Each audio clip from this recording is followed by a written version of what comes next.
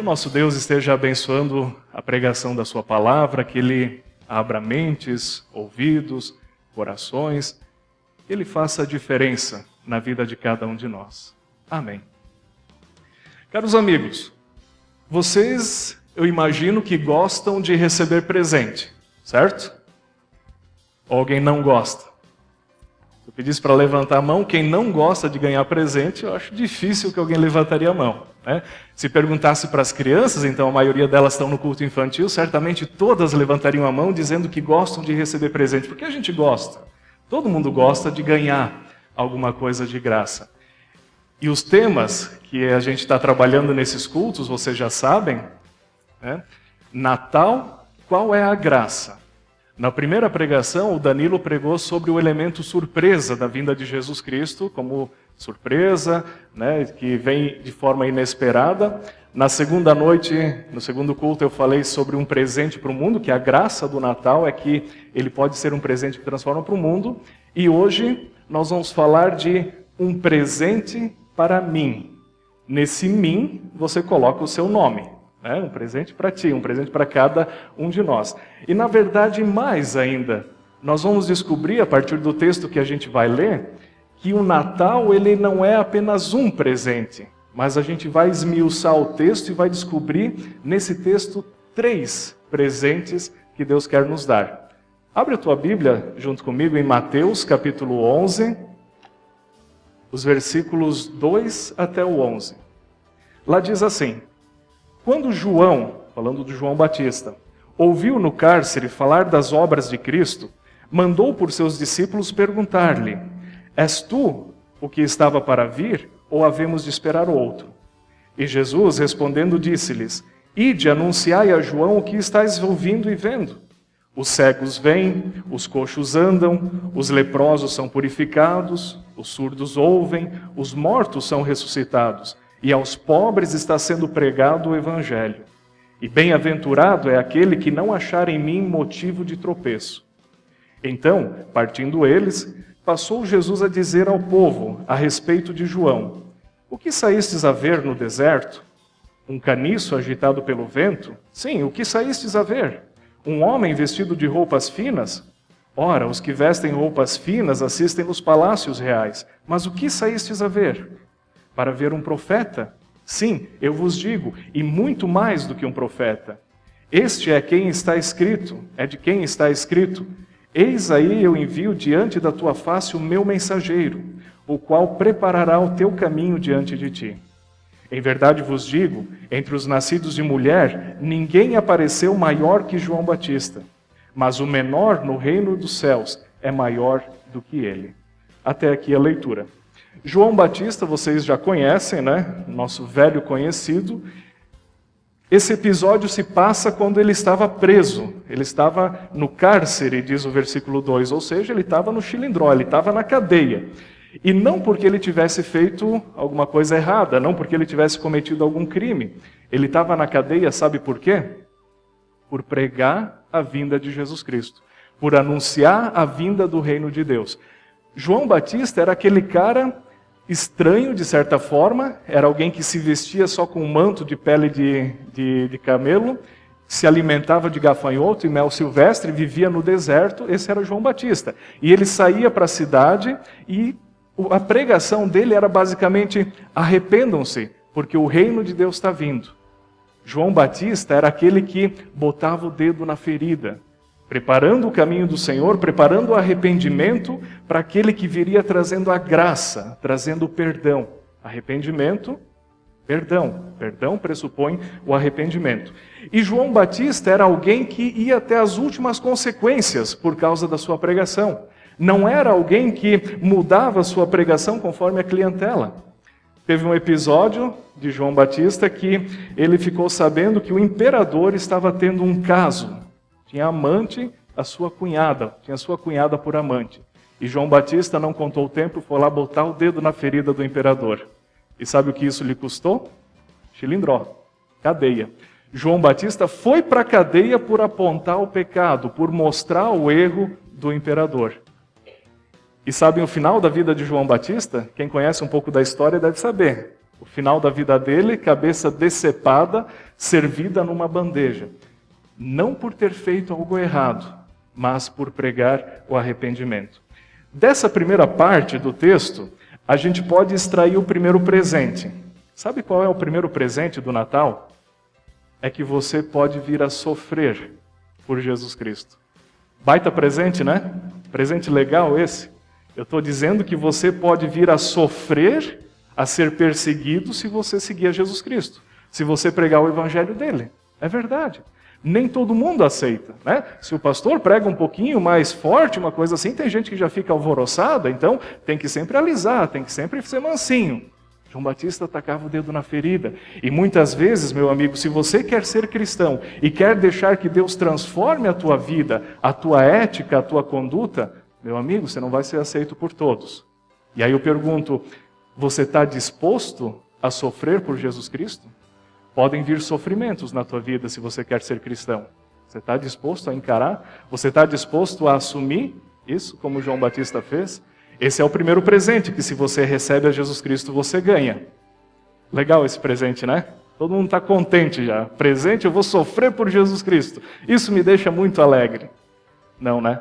Só que não, ninguém gosta de sofrer. A gente não gosta de sofrer. A gente prefere coisas boas, coisas que nos dão prazer. E graças a Deus, esse não é o único presente desse texto. Como eu falei, são 3 presentes. O primeiro que você pode vir a sofrer, mas o segundo, nós vemos no decorrer dessa história, desse texto, quando João Batista manda os seus discípulos perguntarem a Jesus, Jesus, você é de fato aquele que era para vir, aquele que a gente estava esperando? Ou seja, aquele que estava prometido lá desde o Antigo Testamento? E aí Jesus dá uma resposta para João Batista, que a gente poderia até achar assim de primeira olhada que Jesus está se achando um pouco. E vamos falar a verdade, ele podia se achar, ele era o Filho de Deus, né? Mas Jesus diz para eles, vão dizer para João Batista o que vocês estão vendo. E aí Jesus alista o que está acontecendo. Os cegos vêm, os coxos andam, os leprosos são purificados, os surdos ouvem, os mortos ressuscitam e até os pobres, para eles está sendo pregado o evangelho. Jesus diz isso porque lá no Antigo Testamento, em Isaías capítulo 35, você não precisa abrir, está profetizado de que o Filho de Deus viria, ou seja, o Messias viria, e quando ele viesse ao mundo, todas essas coisas iam acontecer. As realidades iam sendo transformadas desta maneira. E aí eu pergunto agora, será que essa realidade de bênçãos, de palavras de esperança, de pessoas sendo curadas, será que a gente vê isso acontecendo hoje em nossos dias? Ou será que isso é papo de igreja neopentecostal? Dessas igrejas assim que passam na TV, os cultos de madrugada, sabe? Onde de repente o pastor faz todo um estardalhaço e de repente lá do meio alguém joga a muleta, joga a cadeira de rodas para dizer que não precisa mais dela. Não soa isso para ti? Aí eu tenho uma desconfiança. Será que em nosso meio, na nossa ISLB, na nossa igreja, na nossa comunidade, não acontecem os milagres? Ou os nossos olhos estão fechados e nós não vemos mais os milagres acontecendo? Eu sou dessa segunda opinião. Eu acho que nós, pela nossa mente racionalista, ou por tentar ver tudo de uma forma sem Deus, a gente acaba não percebendo os milagres que Deus faz ainda hoje no nosso meio. Eu mesmo já perdi a conta de quantas vezes desse púlpito eu orei por pessoas da comunidade que estavam enfermas, que estavam doentes, e depois orei também agradecendo pela cura. Eu aposto que se você pensar comigo, várias pessoas que nós enquanto comunidade oramos foram curadas. Aí você pode dizer, pastor, mas não foi de uma hora para outra. Mas quem disse que esses relatos bíblicos todos foram curas de uma hora para outra, num piscar de olhos? Esses relatos, Mateus escreveu, Marcos, João, os evangelistas escreveram anos depois de Jesus Cristo. Então ele lembrou aquela pessoa, ela estava doente, teve um encontro com Jesus, ela foi curada. Contando depois, pode parecer que foi pouco tempo, mas pode ter sido um processo, pode ter sido. Algumas curas foram sim de um momento para o outro. E de repente nós temos a tendência de pensar que se alguém foi curado pelo médico, por um tratamento, isso não é obra de Deus. Quando eu afirmo que é sim, se nós pensamos uma pessoa que fez um tratamento com o médico e que fez uma cirurgia, eu pergunto, quem é que esteve conduzindo a mão do médico para que tudo corresse bem, para que tudo desse certo? É ou não é verdade? Não foi Deus? A gente tem que ser muito ateu para dizer que não, né? Doutor Edo que me ajude nisso. Se não é Deus dar o conhecimento, se não é Deus dar a sabedoria, se não é Deus fazer com que a coisa aconteça, quem é que deu o conhecimento para o farmacêutico inventar o remédio que faz bem? Ou seja, em última análise, tudo vem de Deus, mas a gente muitas vezes esquece de agradecer a Deus pelas bênçãos que Ele quer nos dar. E nós temos a tendência de não enxergar mais os milagres de Deus. Por isso, aqui a gente está chegando então no segundo presente. E o presente que eu quero dizer é que Deus quer transformar a tua vida. Deus pode te curar, Deus pode restaurar, Deus pode transformar toda e qualquer realidade. Ele pode fazer isso na tua vida, mas Ele quer que você esteja próximo dEle. Ele quer ter contato contigo, Ele quer que você assuma a sua palavra na tua vida, e aí Ele quer fazer maravilhas na tua vida e na tua existência. Bom, mas então é garantia, pastor, que se você orar, então eu vou ficar curado. Se a comunidade orar, eu vou ficar curado. É assim? Não. Sabe qual é uma diferença entre a nossa teologia, uma diferença entre o Evangelho e a teologia da prosperidade, que muito se fala por ali? Enquanto a teologia da prosperidade, ela diz, nós ordenamos que Deus cure, nós afirmamos a tua cura, nós declaramos a tua vitória. Tem até uma música que está por aí em alta, né? Minha vitória tem sabor de mel. Enquanto eles declaram, afirmam, nós pedimos, Pai, seja feita a minha vontade. Minha vontade? Não, como é que nós oramos no Pai Nosso? Seja feita a tua vontade. O Evangelho é boa nova para aquele que está com o coração contrito, para aquele que está arrependido, para aquele que humildemente quer caminhar com Jesus Cristo, quer caminhar com Deus.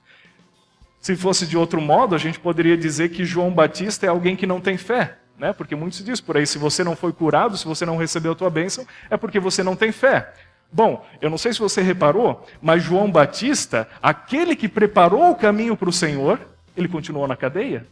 Ele foi decepado. Tá, mas então Deus abençoa todo mundo e esqueceu de abençoar João Batista? O apóstolo Paulo, que vocês conhecem, ele certa vez orou para Deus dizendo, falando um espinho na carne, e Deus disse para ele, a minha graça te basta, ou seja, Deus não o curou. O apóstolo Pedro, dizem que o final da vida dele foi ser crucificado de ponta cabeça. Será que Deus esqueceu de todos esses seus discípulos e Ele dá a vitória só para quem vai em determinada igreja? Só para quem vai em determinados cultos? Não. Nós pedimos, oramos e poderíamos enumerar muitas vezes onde Deus já nos abençoou. Mas nós sempre pedimos com humildade, dizendo, seja feita a tua vontade. E o apóstolo Paulo, ele diz que ele aprendeu a estar satisfeito em toda e qualquer situação. Por isso o Evangelho, ele é boa nova alcançado. Você deve chegar diante de Deus com os teus pedidos, com as tuas súplicas, e Deus quer te atender, Deus quer fazer a diferença na tua vida.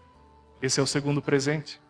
Isso já é melhor, né? Dizer que Deus quer abençoar a tua vida, com coisas bem materiais, com coisas bem concretas também. Deus quer te abençoar. Ele quer fazer a diferença na tua vida. Esse é o segundo presente. A graça do Natal é que Deus quer estar presente na tua vida e quer fazer toda a diferença. Esse não é o último presente, não é o único, nem o último. Tem mais um, né? Quando você está abrindo o presente, já abriu um, ganhou o segundo. E aí a pessoa diz assim, tem mais ainda. Sabe aquele sentimento? Você fica contente e diz, tem mais um presente? Puxa, que legal. Vamos desembrulhar o terceiro presente, então, do Natal que Ele quer nos dar. O terceiro presente é que depois que Jesus manda o recado para João Batista, dizendo de que ele é sim o Messias, ele passa a falar de João Batista para os seus discípulos, para as pessoas que estavam ouvindo ele ali na volta. E Jesus passa a perguntar, ele pergunta para os seus discípulos, dizendo, o que vocês saíram a ver no deserto? O que vocês achavam, o que vocês esperavam de João Batista? Um louco qualquer, falando qualquer coisa, ou esperavam um cara bem vestido, um cara bem apresentável?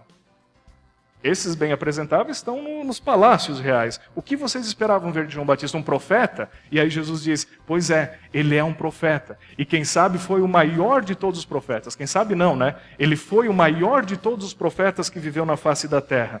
E aí um pequeno detalhe no final desse texto. Ele diz, em verdade, entre os nascidos de mulher, ninguém apareceu maior do que João Batista. Entre os nascidos de mulher, a gente subentende entre toda a raça humana, entre as pessoas, né, nascidos de mulher, ninguém foi superior a João Batista. Agora reparem num outro detalhe. Mas o menor no reino dos céus é maior do que ele. Mas o menor no reino dos céus é maior do que ele. Está aqui o terceiro presente da graça do Natal. É que pela graça de Jesus Cristo, pela misericórdia e pelo amor dele, ele nos dá a vida eterna. Meu amigo, ainda que você venha a sofrer por Jesus Cristo, ainda que você seja curado das tuas doenças ou não seja curado das tuas doenças, Jesus Cristo quer te dar a vida eterna. Você percebe o que isso implica, o que isso significa? Meu amigo, quer dizer que se todas as coisas no mundo falharem, você tem a esperança da vida com Deus. Quer presente maior do que esse? E esse presente você só tem porque Jesus Cristo nasceu aqui no mundo, numa manjedoura, como a gente tentou representar pela palha, um presente simples, mas muito significativo, um presente que faz toda a diferença. Por isso, meu amigo, se você sofre por Jesus Cristo, se você foi curado de alguma coisa, tem do que agradecer a Deus. Tem mais ainda. Mas se você não foi, essa não é a última esperança. Se você enfrentar todas as lutas da tua vida aqui, e nenhuma delas for da vontade de Deus te agraciar com o que você espera, do bem, saiba que tem mais preparado para ti. Nós temos a vida eterna preparada. E quando nós entendemos isso, meu amigo, nós enfrentamos qualquer situação de maneira muito mais forte, muito mais confiante, muito mais vigorosa. Eu gosto de um hino que a gente canta de vez em quando, do Inário Novo 460, que é Conta as Bênçãos. Né? E lá diz assim, conta as bênçãos, conta uma vez, hás de ver surpreso quanto Deus já fez. De fato é assim, quando a gente para contar quantas coisas Deus já fez, a gente fica surpreso. Vamos fazer um levantamento rápido. Você está aqui, você pode estar com saúde, você sobreviveu esse final de semana, Deus te deu a vida até o final deste ano, você está sendo agraciado por Deus, com a tua saúde, com a tua vida, com todas as coisas. Já encheu uma mão, rapidinho aqui. Conta as bênçãos e você vai ver os milagres de Deus na tua vida. Tem um outro hino, porém, também, o 237 do Inário Antigo, eu gosto dele também, ele diz, graças dou por esta vida e tal, e lá pelas tantas ele diz, graças dou, ou seja, eu agradeço pela rosa no caminho e pelos espinhos que elas têm. Agradecer pelos espinhos, o que o espinho faz? Ele fura o dedo, ele machuca. Nesse hino você está agradecendo até pelas dores da tua vida, pela doença que não foi curada, pelo sofrimento que Deus não tirou da tua vida, até por isso você está agradecendo. E no final daquele hino, ele diz assim, graças dou pela prece respondida e pela esperança que falhou. Pela esperança que falhou. E aí no final ele diz, graças dou pelo dom da eterna vida. O autor desse hino entendeu essa palavra, entendeu esse presente do Natal. Que Deus quer nos agraciar aqui, mas a gente agradece até mesmo quando não é conforme a gente espera. Porque no final há uma esperança que não falha. A esperança da vida eterna no céu com Deus. Essa é a nossa certeza. Receba esse presente da parte de Deus. Que nesse Natal você não passe sem receber esse presente. Você pode falar do amor no Natal. Você pode falar da amizade. Você pode falar do bem. Tudo isso são coisas boas, mas que brotam desse presente de Jesus Cristo nascendo para nós. Não essas coisas em si mesmas, mas a partir de Jesus Cristo para nós. Receba esse presente e deixe Deus fazer a diferença na tua vida. Amém.